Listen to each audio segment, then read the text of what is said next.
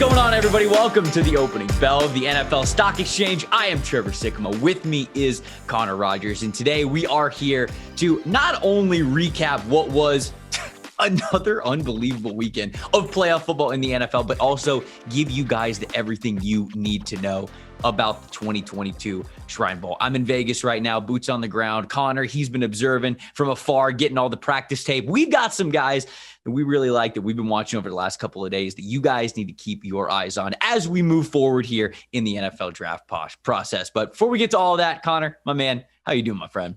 I'm good, man. It's exciting sitting here as we record late on Sunday evening. It's Senior Bowl Eve. You're coming from Vegas. I'm coming from the Northeast, and we'll head down to Mobile. We'll be there by Monday night. Don't worry, everyone. You'll still get your Tuesday show as well, which will be the Senior Bowl preview, while you're getting a mini Shrine recap today. And we're coming off a wild conference championship weekend. So it's a lot of fun, man. This time of year is just the ultimate intersection of every level of football. It's awesome. We are stacking some serious podcasts up here on the Monday and Tuesday episodes. You and I were texting actually yesterday, and I kind of texted you out of the blue, and I was just like, dude, I'm itching to do the podcast. Fell long, man. It did. I like this setup here with 3 days a week, us really hammering home some football news on Monday and Tuesday, giving you guys a Thursday pod, giving it a little bit of a time to breathe, which I think will get you guys ready and jonesing for another podcast, just like we were jonesing to record this one. Dude, we're going to get to these Shrine Bowl prospects because there's a lot of really great highlights and some players that I want to get on people's radar. But, man, Bengals, Chiefs, Rams, 49ers, it absolutely lived up to the same hype that we have seen from the divisional round, that is just good game after good game, unbelievable performances down to the wire. Let's start with Bengals, Kansas City, man. Joe Burrow versus Patrick Mahomes. How much did you think it was over? Be honest with me. How much did you think that was over when the Chiefs were up 21-3 on the Bengals in the first half? Where was your mind?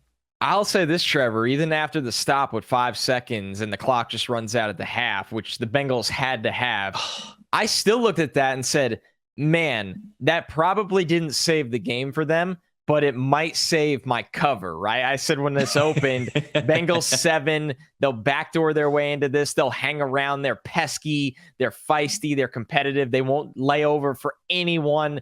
So I loved them at getting 7 points.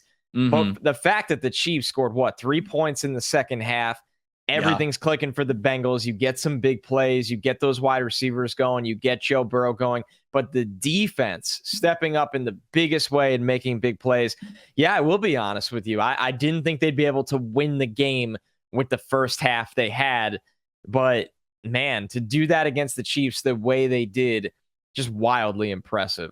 It was so big, right? And we went into the game thinking, okay, if the Bengals are going to win this football game against the Chiefs, it's going to be off the sweat of Joe Burrow's brow, right? It is just going to be on his shoulders, and it was going to be a one-man show. But where Burrow obviously played well, got them in position to win the game, you mentioned it, and I'm glad you did. I'm glad you hammered that point home right away. It was the defense, dude. Patrick Mahomes and that Chiefs offense looked awful in that second half. They look terrible. That's one of the worst halves of football I've ever seen Patrick Mahomes play, especially since he's been solidified as the starter. And so, man, this unstoppable offense, I think in the first half, really to gain the lead that they did and make a lot of people, myself included, think the game was probably over at halftime.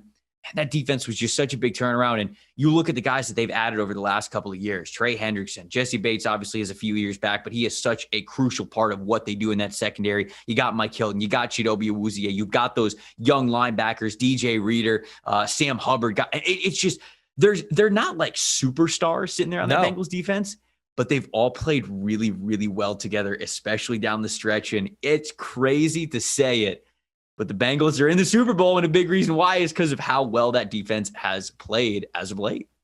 It's unbelievable. It feels like we're waiting for like the next round of the playoffs, and then we'll talk Super Bowl. And it's like, no, this was the conference championship. Like the Bengals, the Cincinnati Bengals are in the Super Bowl. And that just, when you look at Joe Burrow and Jamar Chase, what they did in 2019 and how quickly it's translated to the NFL. But you absolutely nailed it that the defense is playing as a collective unit rather than getting star power. And you do see at times that takeover. You see it with the Rams a lot. Obviously, Aaron Donald can take over a game and they're in the Super Bowl. But the Bengals, they're playing as a unit. I thought they did a good job, especially in the second half, of not over rushing Mahomes as much. They had some big sacks on him. They obviously had the takeaways or forced bad decision making.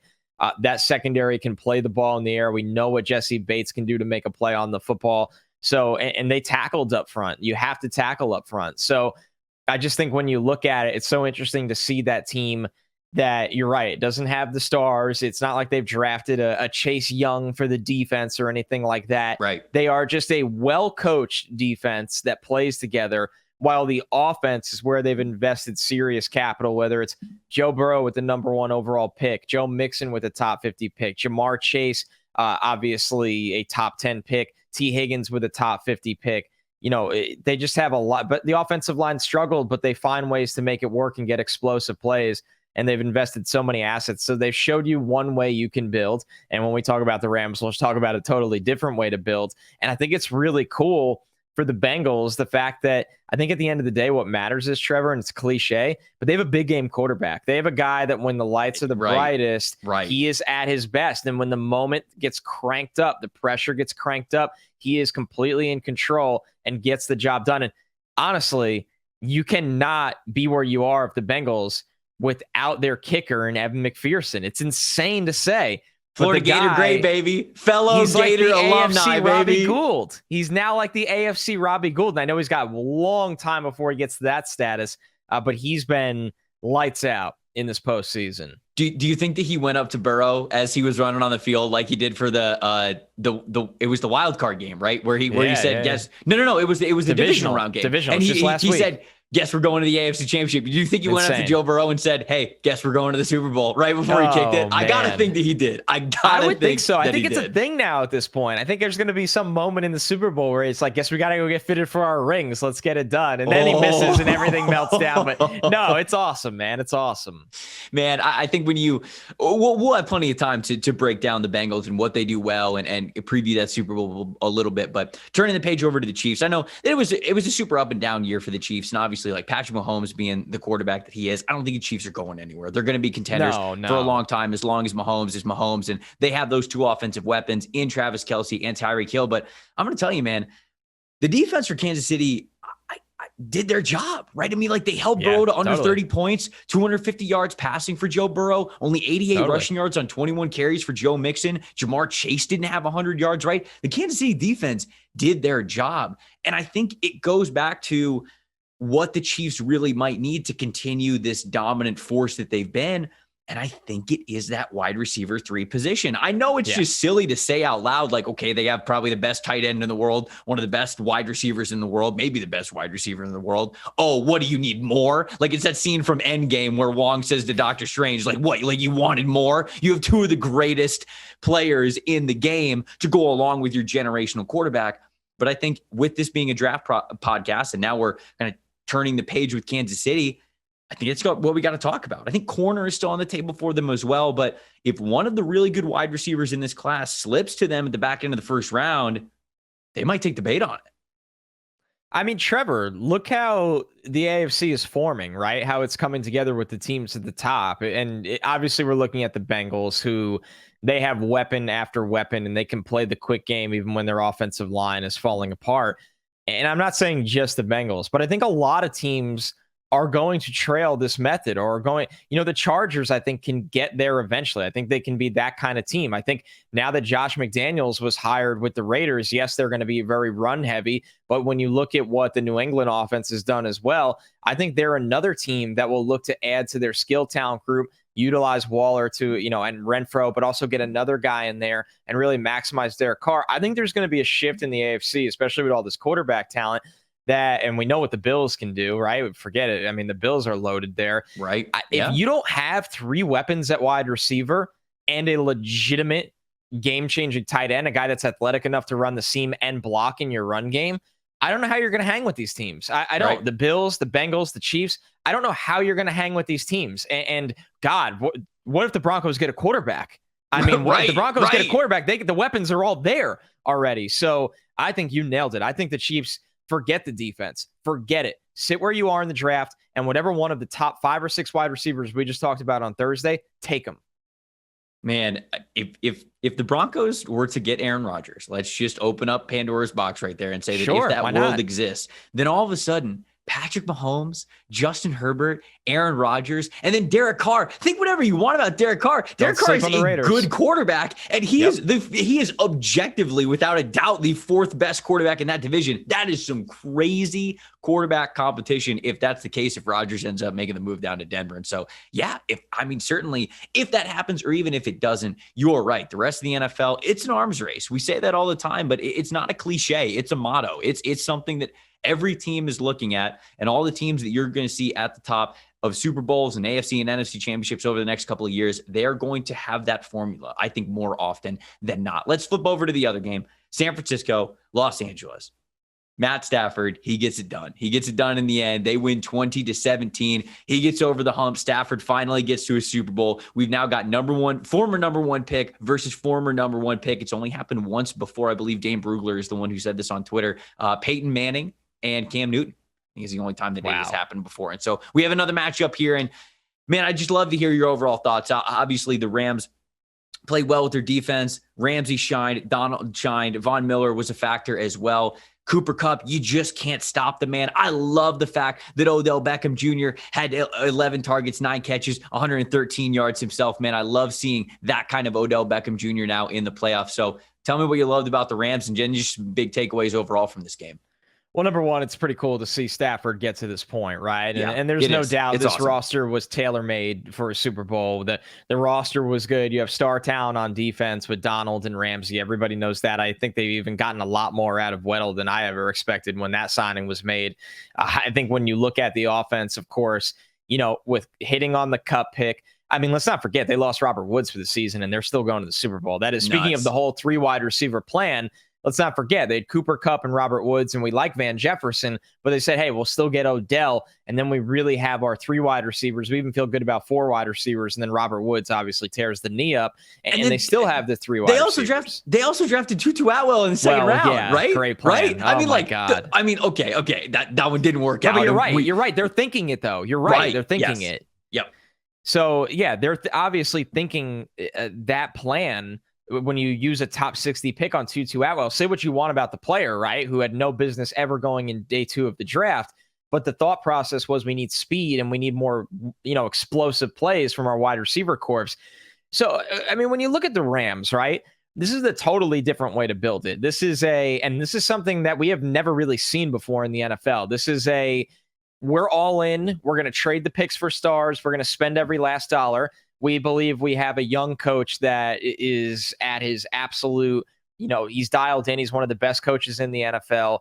We were able to go get the quarterback that we think he needed to take us over the hump. We got the lockdown corner. Aaron Donald was already there, but you get the point of that, and they paid him the big money. Right. And then they've used picks, like you just alluded to, Trevor, on a lot of different skill talent over the years, and they've hit on enough of that skill talent where it's worked, but they also traded for Von Miller. They've traded all of their recent picks. As soon as they saw a little window start to open up, they said, every last chip on the table. I don't want to go home. If I don't win it all, I don't want to go home with $5 in my pocket. I don't want to go home with $20 in my pocket. So this is a totally unique strategy. And you know what? You got to give credit where it's due. Les Snead and Sean McVay, because Sean McVay has a lot of say in personnel over there as well. This was a big balls move. There's no other way to say it. And right now the Rams are in a Super Bowl because they didn't take any half measures. They saw Jared Goff as their one thing holding them back maybe from winning a title, not getting to a title, winning a title. They went and got Matt Stafford, right? They look at the pass rush and say, well, teams can take away an Aaron Donald. We need more of an edge presence, right? We got the guy that could push the pocket. Can we get the guy that can win outside? And now they got Von Miller. And then OBJ, when teams are starting to bracket Kupp, do we have OBJ on the other side? They've gotten enough out of him. It's just an all-out effort to win a Super Bowl, and that is good for the NFL, I think, in my eyes. It's really good to see. It's not always going to work. Teams are going to fail doing this, but this time, you got to give credit where it's due. It worked, and they're in the Super Bowl. Yeah, not going home with a 5 or a 20 or anything in your pocket sounds a lot like me playing roulette and blackjack last night. Vegas. But we don't have to talk too much about my gambling losses here on this show. Although this trip, I will admit, has not been kind to your boy. So hey, you win some, you win some. That's Make it Vegas, back in the sports book. I would. That's tomorrow. True. That's the hockey bets. That's the way to go for sure. No, okay. So you mentioned it. I mean, they don't have a first round pick until 2024. And another team that doesn't have a first round pick is the San Francisco 49ers here, because they gave up a lot of their first round picks to go up and get Trey Lance. And I think the biggest draft takeaway that I have with the San Francisco 49ers is very simple. It is start Trey Lance. It is do not leave a shadow of a doubt that Trey Lance is the guy going into next season. And when I say that, you know what I mean? Trade Jimmy, get him off the roster. Do not do this next year. Do not dip your foot in. I don't think Jimmy Garoppolo is a free agent. Is he a free agent? I didn't think he was a free agent. Is he? I don't think so. I don't think so. Okay. I was literally thinking about that as I was going on a passionate rant. I didn't want to be completely wrong. So whether he's a free agent or not, which I don't believe he is a free agent, Jimmy Garoppolo should one more not, year, Trevor. One more year. Thank you. Easy to cut. Easy cut. He should not be on the 49ers roster next year. I'm sorry that I'm not saying that doesn't mean that Jimmy is this awful quarterback, that he's got a guy who shouldn't be in the NFL. Maybe that you can't even give another starting job to. I think that his ceiling is limited. I think that we've seen that plenty of times. So I'm not sure that I'd invest in him, but the NFL, I think, seems to like him a decent amount. So, but my whole point is you have Trey Lance on the roster. It was a big question mark why they weren't playing Trey Lance already this season. And it got to the point, I think, where they were like, all right, we're gonna stick with the veteran. We're not gonna be wishy-washy about it, which I respect Kyle Shanahan for. And once they started to make their potential playoff run and they got into the postseason, they stuck to Jimmy because he got him there. I think that was always the right call. I feel like they could have used Trey Lance a little bit more, but maybe that would have created some divisiveness. So I don't totally hate it for them. Next year, this can't exist. It cannot exist. Jimmy Garoppolo cannot be on the roster for the 49ers next year. Trade him for something that get whatever for him. I don't care. I don't even care if the price is not great. You have to get him off the roster. It has to be Trey Lance, no second thoughts, no reservations, nothing. So honestly, man, that's my biggest draft takeaway with the 49ers, who use draft capital in the future to already go up and get their prized possession quarterback at Trey Lance. It's just got to be his time next year. No, you're right. And I've been looking at the contract details, since you brought it up, and he's got one more year left. The cap hit is about $27 million. If they can't find a trade partner, which I think they will if he agrees to a restructure wherever he goes, they can cut him and save almost all the money, Trevor, besides $1.4 million. So Jimmy, I don't think will be on that roster next year unless there is some kind of complete divide over somebody thinks Trey can't play and Jimmy needs to be there. And if that happens, the Niners have way more bigger problems than this argument over Jimmy being on the roster or not. So I think you're right. I think it's a shame. It came down to it.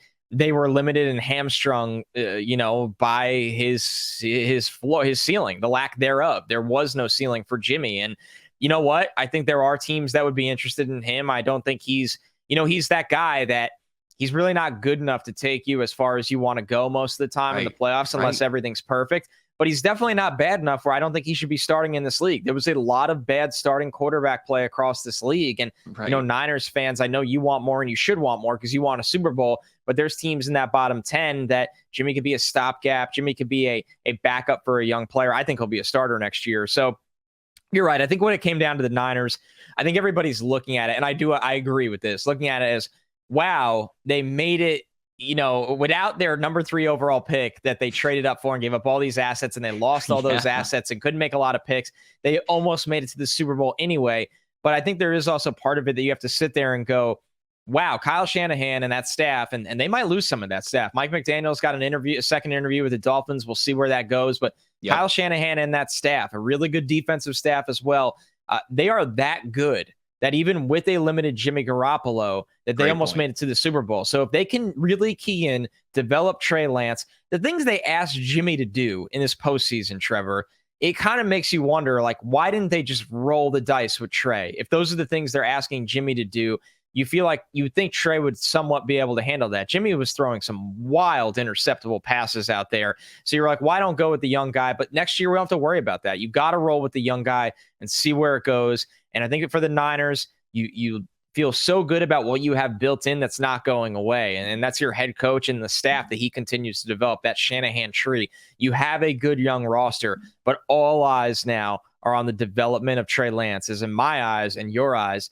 Jimmy Garoppolo era is over in San Francisco. Yeah, I think that it definitely should be. And I don't want to be too hard on Trey Lance because, we talked about, okay, Trevor Lawrence had some struggles early on. Justin Fields had some struggles early on. And honestly, we pointed those out when they were bad just because that's what a lot of NFL fans do. They go, oh, sure, look how much he's struggling. But in reality, when you looked at their scouting report and their projections, I think a lot of these guys, it lined up. You could even throw Zach Wilson in there, right? Coming from an incredible offensive line that he had at BYU, having all the confidence in the world and playing against lesser competition, right? How these guys struggled from last year's class, I think it was pretty spot on with their projections. And Trey Lance was kind of the same thing in the fact that he wasn't able to totally dethrone a veteran quarterback who has been good enough to take a good team around him to the Super Bowl. Because look, Trey Lance has only had 1 year as a starter. One. For as much as we like Trey Lance, he had 1 year as in the FCS at NDSU, which NDSU often just demolishes teams around them because they're a lot more talented than them. He started as a true sophomore,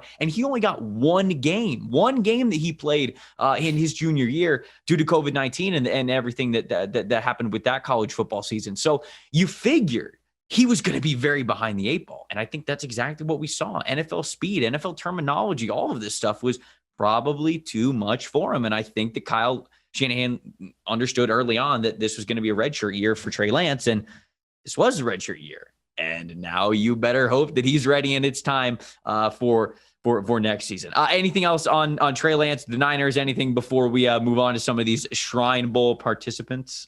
I'm sure the Niners fans listening right now are grieving, disappointed, or, but if I were you, I mean, me as an outsider, me not as a Niners fan, I'm really excited to see where this team can go because I can't say it enough. I love how well they're coached on all three phases of the game. Yep. They have a lot of young, sustainable talent that's going to be there for long.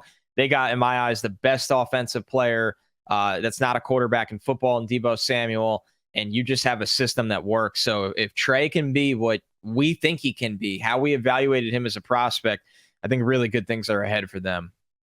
Yep, I would agree with you. Hey, right now you can get 25% off any PFF subscription if you guys use the promo code NFLSC. I had a couple of people reach out to me who tried to use the promo code previously, and the promo code wasn't working for them. It does now. I promise you, it does now. Go to PFF.com, use the promo code NFLSE. What do you get with the PFF subscription? Well, you get all of PFF's locked article content, so all those premium articles that we put out on the site, all access to the betting tools, the betting dashboard, the green line betting tool that we have, player props, all that stuff, over-unders, which way you guys should bet.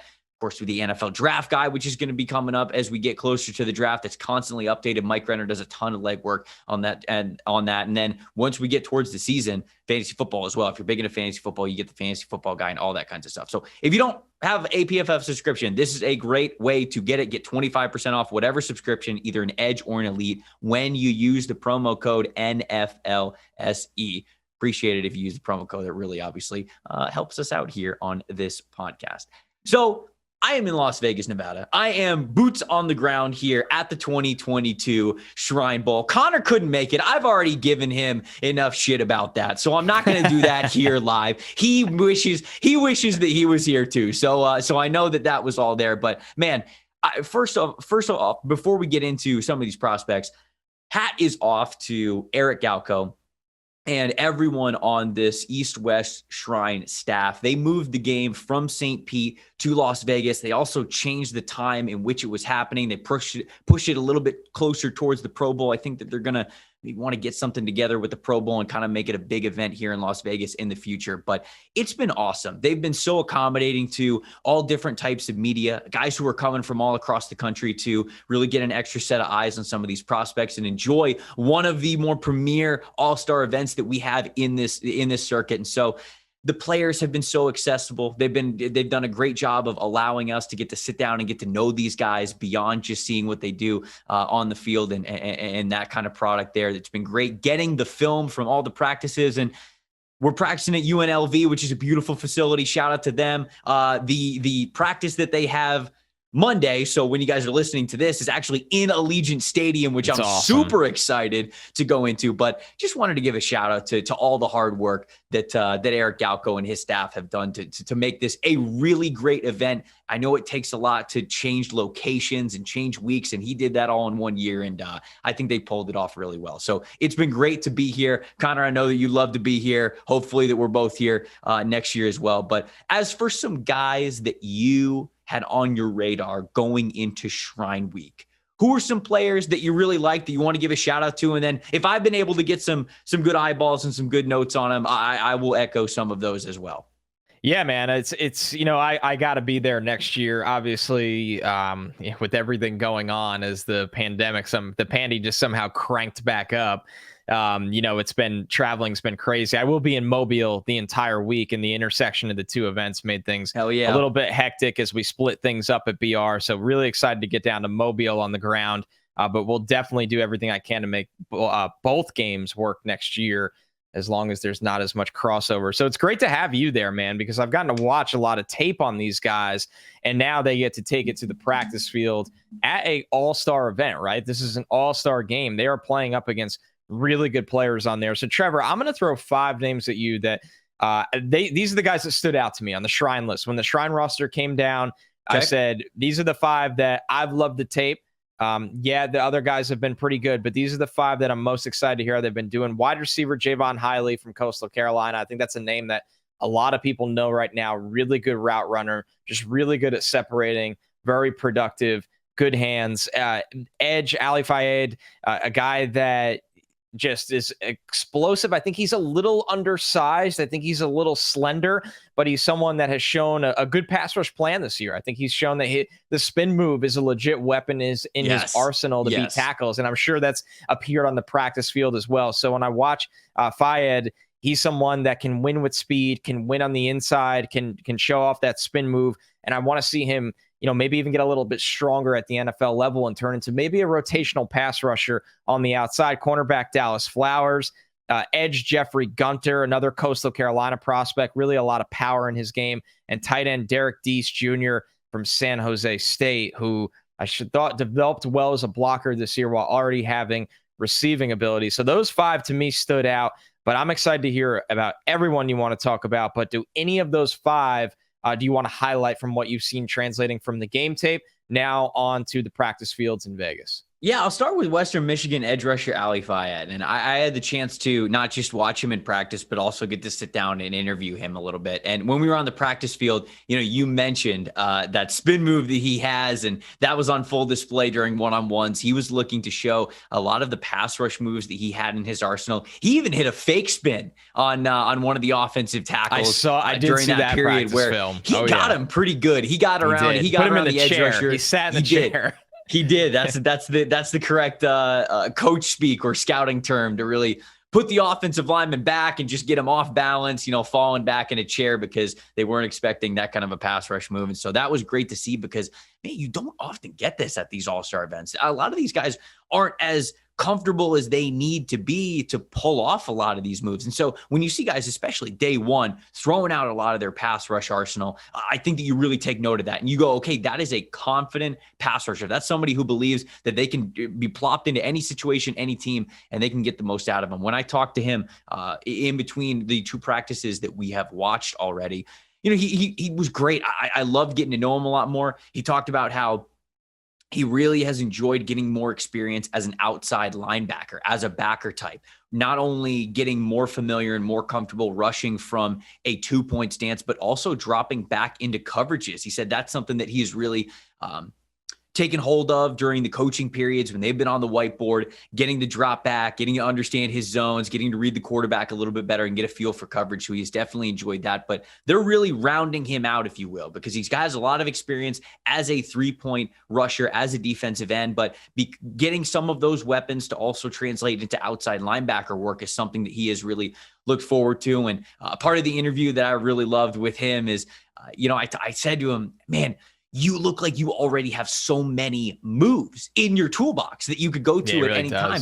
And I was like, when did this become a priority for you? One of the questions that I asked him, I was like, when did you really get into it and think, hey, I know I'm big, I know I'm fast, I know I'm strong, I know that I can win like that, but I want to win in other ways. I want to win consistently as a technical pass rusher, learning more pass rush moves. And he said it was really going into his junior year. He put a lot of effort into not just kind of watching film and having a lot of NFL guys that he wanted to watch, but also his mentality. Like, he kind of made a conscious decision going into his junior year.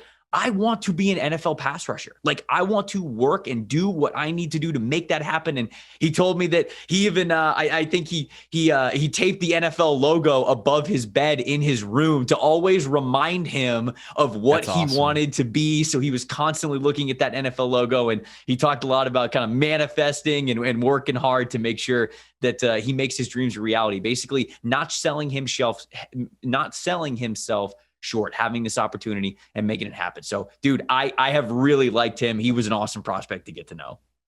Dude, that's awesome to hear. You always like hearing the story behind why a guy took that step, right? Because he's someone that, considering when you look at the Shrine roster, right? Like, I like always giving people full transparency of my process, and I am truly a one-man scouting team. Like, when I do this for Bleacher Report on the desk, like, it's just me and my board, and like I don't have a scout list. And Trevor, I know at PFF, it's you guys have an incredible team that you work with there, but you have your own board. Like, you're watching each player and making your own takes. You're not doing like just the Pac or the Big Ten or the SEC. Like, it's the same thing. So for me with Shrine, and it's been a way better process for me this year, but you have a lot of the underclassmen that are powerhouse prospects that are going to declare, and you're already evaluating them, your evaluations of them, like guys like Icky, guys like Evan Neal, like, what they are months ago. And then you get the Senior Bowl roster and you're like, okay, I'm going to know all the Senior Bowl roster because what is it? Like 98% of those guys get drafted. And then you get your hands on the Shrine game and it's like, okay, like, I'm going to get through as many of these guys as I can before the All-Star game. But realistically, there's a large percentage of these guys that are going to be watches in February and March. That's just how it goes for a lot of them. And a handful of them, more the NFLPA kind of guys, but it could go down to April. I've had that happen before.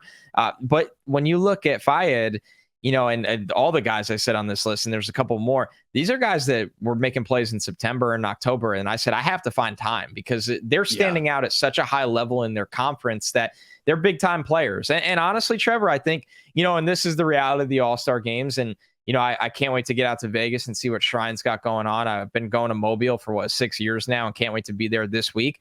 But now that they intersect, we won't get to see the call-ups, right? And he's a pass rusher that I think could have hung with the big dogs in Mobile. So when you look at players like that have the huge breakout year, and it could be something along the lines of, work ethic, it could be mentality, it could be, putting more work in the weight room, or at times you get bigger and stronger. So, and that, with Fayed, it's obviously looking at the NFL mentality from technique standpoint, right? I need more moves. I need more tools in the toolbox. As you said, I need more of a pass rush plan and see what NFL guys are doing and how I'm going to get there. And you saw it on the field this year. So I think it's just an awesome opportunity when you get the background story of what led to such a special season. No, it's all that's such a cool part of getting to these events is getting to sit down one-on-one, get to know these guys' personalities, their demeanors, their confidence, their backgrounds, their everything, man. That's such a huge part of why these are great. And hopefully part of the information that we can relate to you guys, because you guys out there do such a great job of telling us your thoughts of what you see with these guys on the film. And hopefully we do a great job on this podcast of relaying maybe some of the inside information or the close information for these prospects that can really help you when you're evaluating them.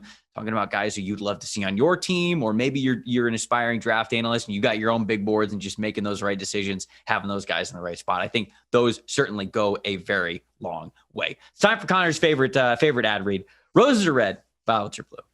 Don't let a wild pube wreck you. Valentine's Day is right around the corner, and our sponsors at Manscaped are here for you with the best tools to get your balls ready for the special occasion. That's right, I said it. This Valentine's Day, it's time to join the 4 million men worldwide who trust Manscaped, the leader in below-the-waist grooming, with our exclusive offer. Go to manscaped.com and use the promo code PFF for 20% off. Plus, free shipping. Holidays, they went by so quick. January is almost already done. Do you remember to take care of your package with the best tools for the job? The Performance Package 4.0 from Manscaped is just the thing every guy needs in their life to make each and every day a little more special. Get 20% off and free shipping when you use the promo code PFF at manscaped.com. That's 20% off, free shipping at manscaped.com using the promo code PFF. Join Cupid and shoot your arrow with Manscaped this Valentine's Day.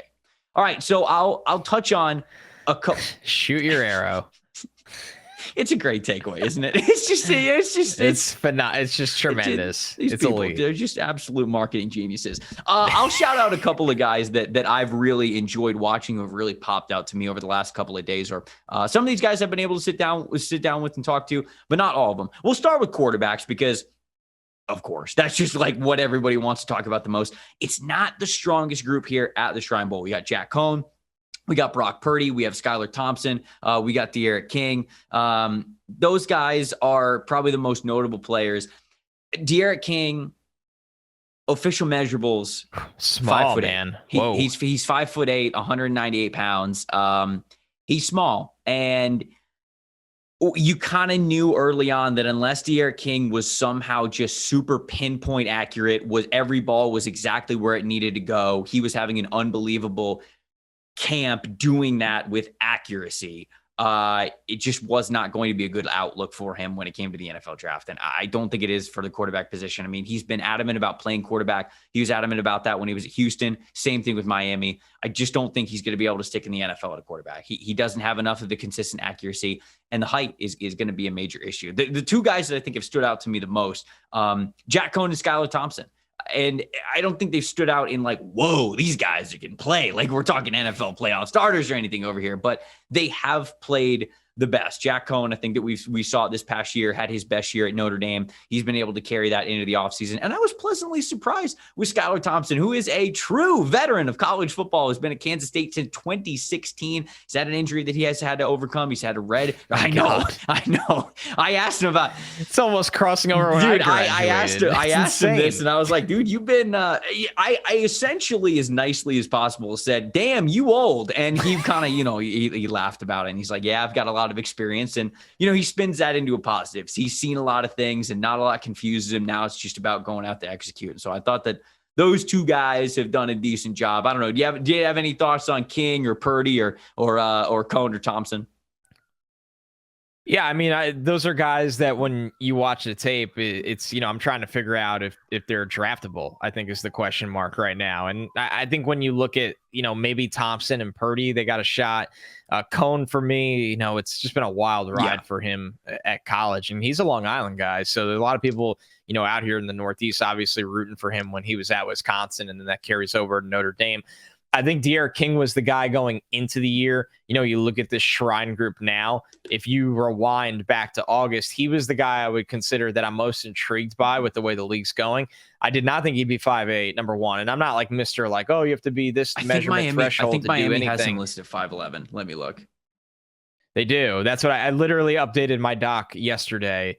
And changed it from 5'11" to the official measurement at Shrine. And that's not doing him any favors, dude. That's never happened in the NFL. I don't think it ever really will happen. To context, Kyler Murray is a legitimate 5'10", and Kyler Murray is the most special, specimen at that size and position. So I think for me, and I don't want to ever tell a guy what to do, Trevor, but it might serve De'Aaron King even better to be working out at different areas right now, whether that's, a scat back, whether that's a slot receiver, special teams.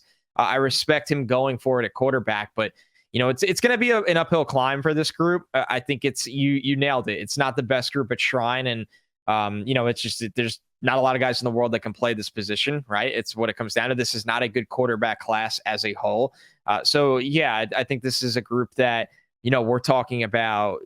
Are they going to be, they're probably going to be UDFA signings rather than 7th round picks at this point, in my eyes. Just being brutally honest. Man, Derek is an awesome young man. I got to sit down and talk to him a little bit actually during the summer, not here at the Shrine Bowl. I haven't had that chance, but I talked to him during the summer, and just super bright, very intelligent, great head on his shoulders. He's such a great dude. And I'd love for him to have a successful NFL career. I just don't think it's going to be a quarterback. I do think that he's probably going to have to switch positions to make that happen. And, I just hope that he makes the best decision, whatever it is for him. And he's happy with it one way or another. But that's just kind of our thoughts, seeing things there. Let's give some love to the big uglies. Well, I shouldn't call big uglies. Not everybody's ugly. That's a bad phrase. I shouldn't be saying that. Yeah, you can be big and handsome. Let's give some shout outs to the big beautifuls. All right. Let's talk about the offensive linemen, some offensive tackles, and some defensive linemen that have stood out to me. Defensive side of the ball. Marquand McCall, the defensive tackle from Kentucky. His nickname is literally Bully, and could not have been more on point that first day of practices. He was just eating centers and interior offensive linemen alive. Poor Alec Lindstrom. This is a guy who's normally better on the hoof. He's a zone blocking kind of an interior offensive lineman and center. And McCall was just plowing him, pulling him, just abusing him all over. And it was a rough outing for Lindstrom on that first one, but that's tough going up against those kinds of opponents, especially when you're one-on-one in those drills. So he definitely stood out to me. Matthew Butler, the interior defensive tackle for Tennessee, man, he was flashing. He looked twitchy. You could tell that he went into this Shrine Bowl saying, I want to impress people with how good I can be as a one gap penetrator. And so this is your kind of 3-tech player who really wants to get upfield, be a pass rusher. He was able to do that over the last couple of days. I think that certainly in that first day, he was able to stand out. Didn't have as many splash plays in the second day of practice, but we've got a couple more practices and then obviously the game for him to stand out there. On the offensive side of the ball, 3 offensive linemen that I want to highlight. One is Bam Olaseni, who is the offensive tackle from Utah. Comes from London, grew up in London, and is actually he's been playing American football for a long time, but it was like rec league stuff, like when he was kind of coming of age around 18, like being a young adult. He was in Zog Sports flag football. Like rec league, low grade football. And then he got into, I think it was a community college that he was able to play football. And then he was able to reach out to some American schools, got in with Utah, was limited as a starter with Utah, but was able to start a little bit and grow as an offensive tackle. Connor, this guy's measurables are unbelievable. Have you seen them? Yes, total freak show. Absolutely. And I heard he's moving well at that size. 6'7", 348 pounds, 36.5-inch arm length, 88 3/8 wingspan. I sat next to him interviewing him. And during the interview, I said, dude, can you just long arm me right now? Can you just put your arm out and just let me see how inferior my puny normal arms are to you? And he did. He laughed and he put out his one arm, and the end of my middle finger went not even to his armpit. Basically, I couldn't even come close to reaching the dude. That number, 88 3/8 wingspan, is either the number 1 or number 2 number in the combine database, which is since 1999 over at mockdraftbook.com. So we are talking about the absolute 99th percentile, and he moves really well. Now, he gets exposed by guys who know what they're doing a little bit more in the pass rush category. He gets caught off balance a little bit, which he needs to definitely work on, keep his flexibility right, keep his core strength right. And I think that he could certainly do that. And also, I asked him when he really started to learn that long arm technique, when he was able to do that and really neutralize guys. And he said it really wasn't until he got to Utah and they were able to teach him what he was able to do with his arms. And you can tell what he wants to do. He wants to dictate the point of attack. He wants to be the first one to strike because he gets that distance and he can keep guys away from his chest. Now, he gets baited into doing that a little bit. And sometimes the hand placement isn't where it needs to be. And the offensive lineman can either get up under his pads or swim the hand out and then move over, attacking one shoulder or the other. And so you could tell that he's learning really how to use his tools, but he's moving super well. Wanted to highlight him there. The 2 other offensive linemen that I really liked, UConn's Ryan Van DeMark. He was great, man. I thought he was super in control no matter what shape or size pass rusher he was going against. I didn't even know this dude before this week. I really didn't. And he stood out to me so much. I've got to go back and watch his tape a lot more. And then the third offensive lineman that I want to give a shout out to, Gene DeLance, the offensive tackle. Right and left tackle is what he has played for the University of Florida over his Gators career. The reason why I wanted to point him out, not only because he had a pretty dang good day of practice this second day, but also because I asked him, hey, scout comes up to you and says, tell me what your best tape is. Tell me what game I need to turn on to see the best that you have to offer. You know what he said?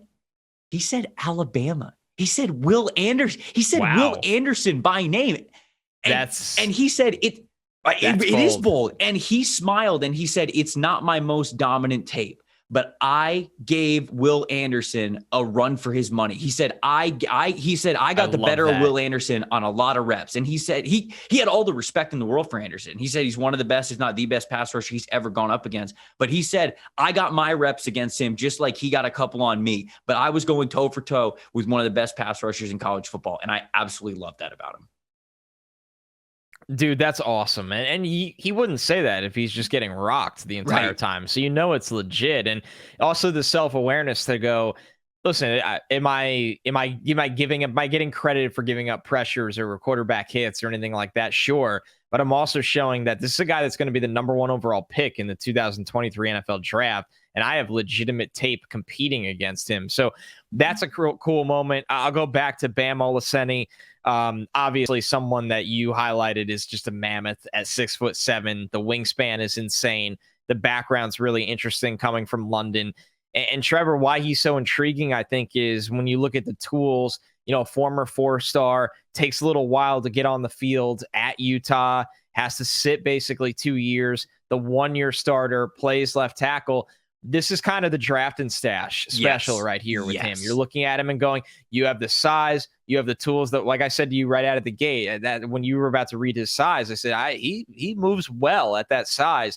The right offensive line coach can look at him and go, man, you have the wingspan where you should never be getting beat in pass pro. If we could sturdy up that anchor, and we're going to see what we can do to get you going in the run game. So really intrigued by him. And I'll take one back on the defensive side as well, not to just repeat.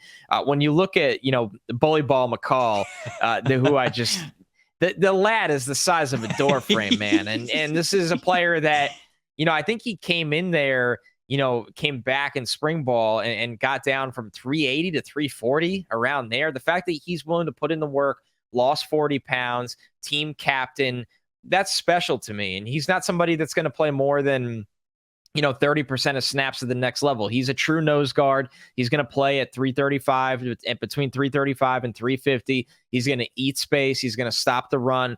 And he's going to be that big, mean bully in the middle. So I'm not surprised that he's bringing that to Vegas, because that's what he can do on college tape. And I think he's finding his right footing with work ethic and weight management that, hey, maybe I can not just be a guy that's on the field for goal line situations or 4th and 1, 4th and 2, quarterback sneak situations. I'm somebody that, can I find my role and get my footing as a rotational defensive lineman in a base defense against the run early downs? Or can I show maybe some pass rush juice? I don't know. The best might be ahead of him. So I like that you brought up Bully Ball McCall on that one. That's a good one, man. And I'll speak to it. This group, we went through the quarterbacks and it was kind of like, I don't know if these guys will get drafted. You look at the guys in the trenches here. This group is going to be in a much better range for the draft. A lot of guys standing out in the trenches this week, which has been awesome to see. You mentioned Javon Hiley, the wide receiver from Coastal Carolina. He was looking pretty crisp in his routes over the last 2 days. He was definitely standing out a little bit, so I'm glad that you mentioned him. I had 3 other wide receivers I wanted to bring to the table. Kyle Phillips, the slot wide receiver from UCLA, absolutely cooking fools with how well he has been able to use his footwork against corners that have just, been helpless. Now, I will say this. I was standing next to one of the Raven scouts at practice, and he was saying, I don't know if I've ever seen an all-star group of corners and safeties draw more holding penalties, get more grabby than these guys. And so it's not great competition level, but man, getting off press, getting off the line of scrimmage, Kyle Phillips has created that instant separation with how great he is route running, how controlled and explosive he is in short areas. So that's a guy that I definitely noted there. Josh Johnson, the wide receiver from Tulsa, another player who wins very similarly, wins very good off of press coverage and off the line of scrimmage with some really fast feet. And when he puts his foot in the ground, he changes direction. He is twitchy. He is explosive. And at this event, and at a lot of all-star events, you want to be able to see which guys stand out athletically. And at the Shrine Bowl, especially for this group going up against this group of corners, which isn't great, you want to see these wide receivers really stand out, because that will mean that they're maybe that NFL caliber level. And I'm telling you, Josh Johnson has done a great job over the last 2 days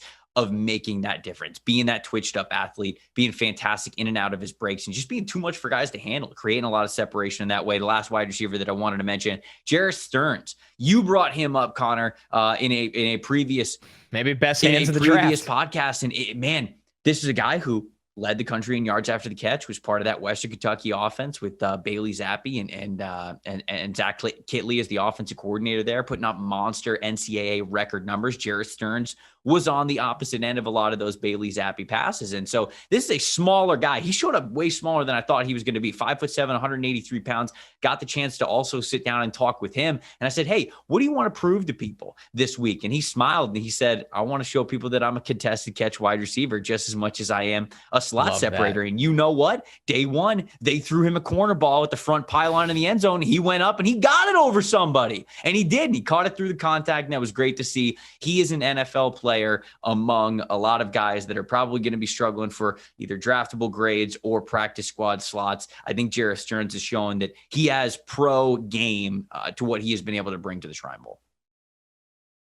And guys like that, that's just the story of their life sometimes, where they're better equipped for that kind of challenge at the next level, right? When you look at Stearns, he was, obviously at Houston Baptist. We've talked about this, then goes to Western Kentucky. He transferred up essentially because of what he did at Houston Baptist. And then he'll be a 7th round pick or a 6th round pick. And he'll have to make his way on the, the practice squad or the back end of the roster as a 6th wide receiver, play special teams, be a backup slot guy or a 3rd string slot guy. That's just the road for those guys. And those guys, as you alluded to, Trevor, have a different mindset and they're more equipped for the competition rather than just being along for the ride. So Stearns is a guy that I am betting on. I don't care if he's not even drafted. I am betting on to hang around an NFL roster for a good amount of time. And why we're doing wide receivers here, since you are in Vegas living it up to some extent, I got to be home and actually watch the NFLPA Bowl. So a little small consolation here. So I want to throw a wide receiver in the mix that absolutely earned to get a shout out on today's show. And that's Dejon Dixon, the wide receiver from Nicholls State. Good size, 6'3", 200 pounds. Good tracking, only dropped 3 passes this year in his breakout season, 1,000-yard wide receiver this year. Has really been good for the last 3 years, but goes to the NFLPA Bowl and just dominant performance, right? 6 catches, 131 yards, a touchdown. Once again, really good tracking on the over-the-shoulder balls, can get down the field vertically, size works in the middle of the field. So he's someone that I actually wish was at Shrine, and good for him for taking the NFLPA Bowl invite and making the absolute most out of it and being, in my eyes, the most dominant player of that game. So it just goes to show you that, we did our wide receiver preview on Thursday, and that was the ground floor. A lot of first-round guys, a lot of top 50 guys, a couple of day 2 guys. We're talking day 3 of the class, and we're looking at Shrine wide receivers and an NFLPA Bowl wide receiver. And I think these guys, sure, they might not be rookie contributors, but they are talented enough to hang around at the NFL level. And just it shows you how deep, once again, the skill class really is. I love that you're giving the shout out to the NFLPA Bowl guys. Well, we'll wrap it up on some special teams. I did want to mention, because like you said, some of these guys, special teams are going to be a way that they stick on the roster, that they make it on some of these practice squads and they get to stick around. Kyle Phillips, that wide receiver from UCLA, looked like the best kick and punt returner that was out there when they were running through special teams drills. So make sure you note that too. If you like him as a wide receiver, which teams are going to, also having that special teams ability, that's going to give him a leg up on some of these other guys. And then had to mention the punter, Ryan Stonehouse, man. This dude can drop bombs. I know. The sound the ball makes coming off of this dude's foot was an absolute marvel. Look, not to insult special teams, right? Coaches say you got to win all 3 games. Hell, Aaron Rodgers wasn't playing this past weekend because they didn't take special teams seriously enough. So all respect to the special teams guys. But Connor, you know how it goes. When we're at these all-star events, when the horn goes off, when the whistle blows, when the alarm says to change to the next drill, and it's a special teams drill, you go to the bathroom. You mingle a little bit. You talk to the people around you. You maybe walk around and change locations. You're not really paying attention. Man. That's kind of what was happening this morning when we were going through special teams practices. But everybody kind of stopped as they continue to hear just these boom, boom off the foot of Stonehouse. And everybody kind of was like, okay, let's sit here and watch this punter drop bombs way down the field with pinpoint accuracy. So had to give Ryan Stonehouse a shout out because he's been fantastic this week. And he got a bunch of us to really care and pay attention to the special teams drill, which is a feat in itself. He's one of the best college punters I've ever seen. For a guy to be in the draft doc, well before the All-Star game invite even happens. Usually I find a lot of my special teams players, specialists, right? Not kick returners and punt returners, but long snappers, punters, and kickers. A good amount of them you find through college All-Star invites. Now, Trevor, he's been in there. He's been in there because this man kicked an 81-yard punt this year. And if you do not believe me, I grant you permission, and this is the only time I will grant permission. You can pause the pod, open up YouTube, and just search the Stonehouse 81-yard punt this year. So he is, I had 2 notes for him in my draft doc. It was kicked an 81-yard punt this year, one of the best college punters I've ever seen. So love that he's out there doing his thing, and he was also awesome. Tailgate Dudes, Austin Gale was interviewing him for a little bit, and he was such a cool dude. Listening to their conversation and getting to hear what they were talking about, and they were just talking about special team stuff and just general football stuff. He seems like a really great dude. So great dude. He seems like he has a lot of fun in the game. Obviously, a fantastic punter. So there it is. There's the list. That's what we're bringing to the table. If you guys took a look at the Shrine Bowl list, guys that were there, if you've been watching practice or highlights on Twitter, and you want to know our thoughts, Connor's thoughts, my thoughts from being able to watch his practice, tweet at us at Tampa Bay Trey, at Connor J. Rogers on Twitter.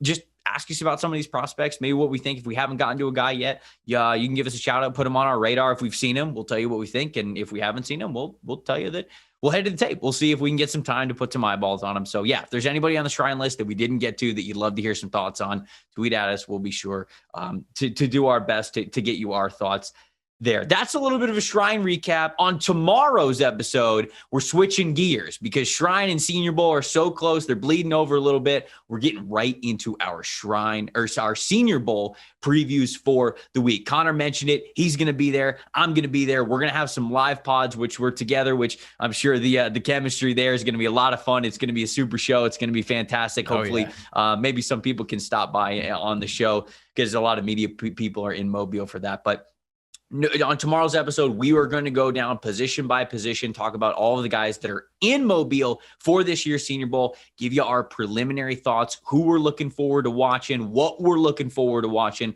from each of the position groups that we have in Mobile. And Connor, man, I'm excited for this year, man. This is a really nice group of Senior Bowl players, and we got a lot of future NFL players from potential first rounders all the way through the draft that we're going to get to see in Mobile this year.